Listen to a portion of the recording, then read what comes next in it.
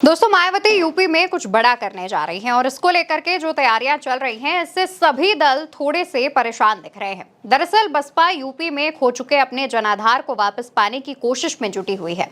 ऐसे में बसपा के नेता कार्यकर्ताओं को उत्साहित कर रहे हैं क्योंकि 9 अक्टूबर को काशीराम की पुण्यतिथि पर मायावती शक्ति प्रदर्शन करेंगी, जिससे वो ये दिखाने की कोशिश करेंगी कि विधानसभा चुनाव में वोट शेयर भले ही कम हुआ हो लेकिन संगठन मजबूत है।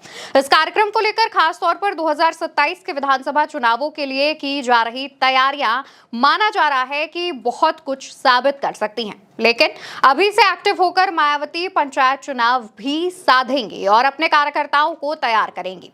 इस कार्यक्रम से मायावती अपनी पुरानी जड़ों को वापस पाना चाहती हैं और इसके लिए जो फॉर्मूला तैयार किया गया है उससे वो 4 चीजों को साधने की कोशिश कर रही हैं।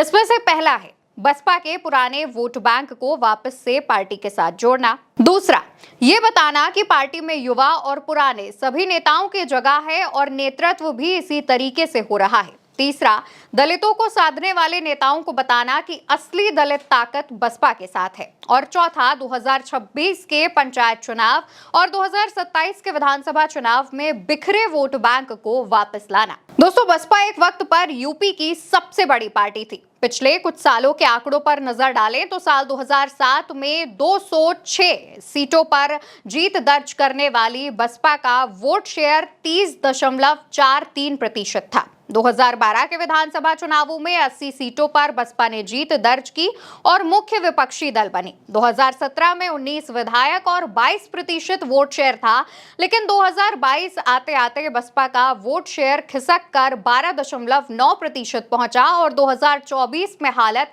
इससे भी बुरी हो गई। लोकसभा के चुनावों में वोट शेयर 10% से भी नीचे गिर गया और कम हो गया। वहीं सीटों की संख्या 0 हो गई।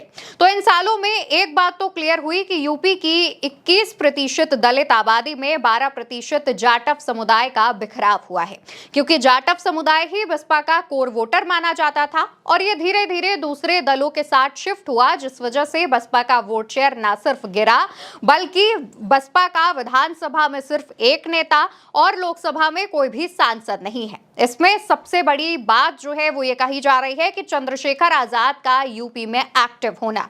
चंद्रशेखर आजाद जो कि अब दलितों के बड़े नेता के रूप में न सिर्फ उभर रहे हैं बल्कि लोकसभा का चुनाव जीतकर संसद तक पहुंच चुके हैं और इस वक्त नगीना सीट का प्रतिनिधित्व कर रहे हैं। बसपा के पिछले कई कार्यक्रमों में मायावती की गैर मौजूदगी भी इसका बड़ा कारण माना जाता है। ऐसे में इस बार कार्यक्रम में मायावती न सिर्फ सक्रिय रूप से नजर आएंगी बल्कि एक बड़ी भूमिका भी निभा रही हैं। माना जा रहा है कि बसपा सुप्रीमो मायावती के साथ मंच पर उनके भतीजे आकाश आनंद नजर आएंगे और जनता के सामने मायावती कोई बड़ा ऐलान कर सकती हैं और कोई बड़ी जिम्मेदारी आकाश को सौंप सकती हैं, जैसे कि बिहार विधानसभा चुनाव का नेतृत्व उनके हाथों में दे सकती हैं या फिर यूपी में आ रहे पंचायत और विधानसभा चुनावों को लेकर के कोई बड़ा ऐलान कर सकती हैं और इसकी भी जिम्मेदारी हो सकता है आकाश को सौंप सकती हैं। फिलहाल मायावती के इस कार्यक्रम से बसपा के कई कार्यकर्ता काफी उत्साहित नजर आ रहे हैं। कहा जा रहा है कि कई विधानसभाओं से कार्यकर्ताओं की भीड़ लाई जाएगी और इसके लिए अभी से ही तैयारियों की शुरुआत हो चुकी है।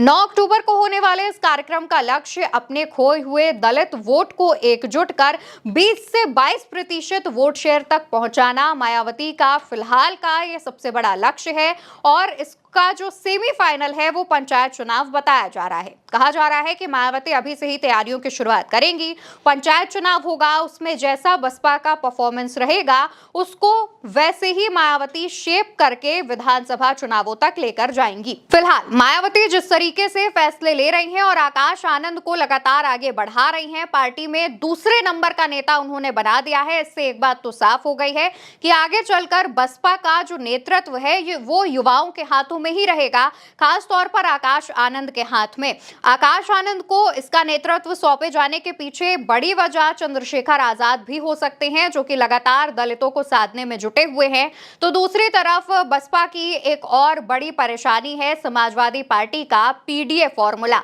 इससे भी कई दलित वोट बैंक में बिखराव हो रहा है और इसको लेकर के लगातार जो बसपा है वो चिंतित दिख रही थी, लेकिन अब बसपा सुप्रीमो ने न सिर्फ फैसला लिया है बल्कि वो 9 अक्टूबर अक्टूबर को एक बड़ी जनसभा करने जा रही हैं।